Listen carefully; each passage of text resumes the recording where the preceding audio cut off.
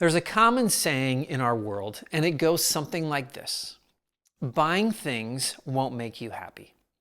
Almost everyone agrees with it. And of course, because nobody wants to admit that they're looking for happiness in their next purchase from the department store or a car lot, we all generally agree aloud, possessions won't make you happy. Of course, studies back up our presumption. But the problem with possessions goes beyond the fact that they won't make us happy. The problem with excess possessions is that they actually distract us from happiness. Possessions won't make me happy, while agreed to by most, only results in thinking that is indifferent to the accumulation of physical possessions.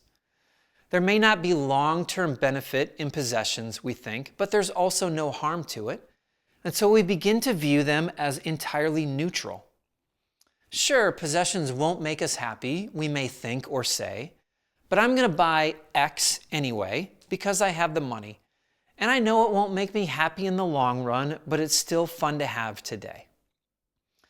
The problem is that excess possessions are not indifferent to our happiness.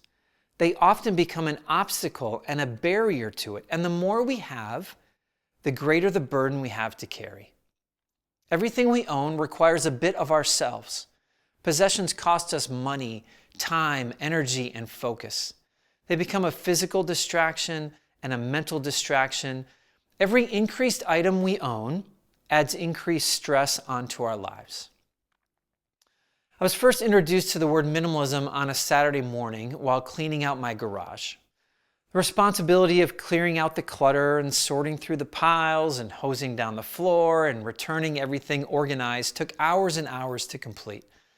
All the while, my 5-year-old son was begging me to come play catch in the backyard.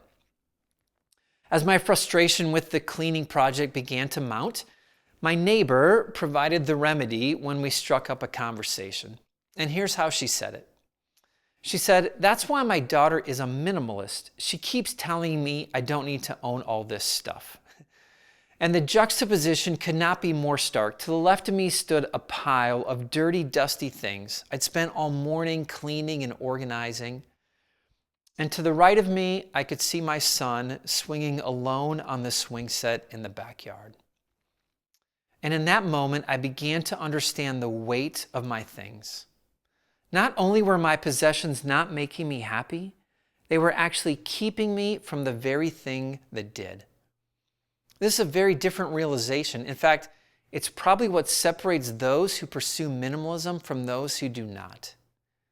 Owning less frees us to pursue happiness, joy, meaning, and fulfillment in things that actually matter, however we choose to define that. Our possessions are not passive. They are not merely indifferent in our pursuit of happiness and meaning. They often stand in the way of it.